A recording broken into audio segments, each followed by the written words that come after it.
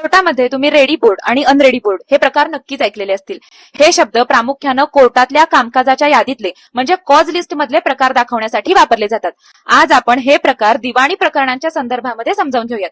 Ready board म्हणजे अशी प्रकरणं जी सगळ्या बाजूंनी सुनावणीसाठी तयार झालेली असतात. म्हणजे काय तर यातले सगळे प्रतिवादी कोर्टामध्ये हजर झालेले असतात.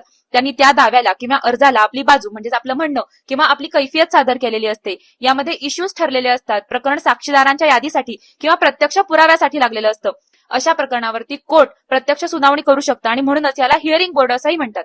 आता अनरेडी बोर्ड म्हणजे काय तर अनरेडी बोर्डावरती अशी प्रकरणं असतात की ज्यात अजून नोटिसा पाठवायच्या बाकी असतात किंवा त्या बजावण्याचा अहवाल किंवा रिपोर्ट यायचा असतो.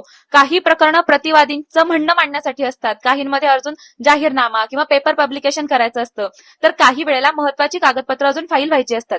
सोप्या भाषेमध्ये सांगायचं झालं तर अनरेडी बोर्डामध्ये असलेल्या प्रकरणांवरती कोर्ट फक्त रुटीन म्हणजे नियमित आदेश देत असतं.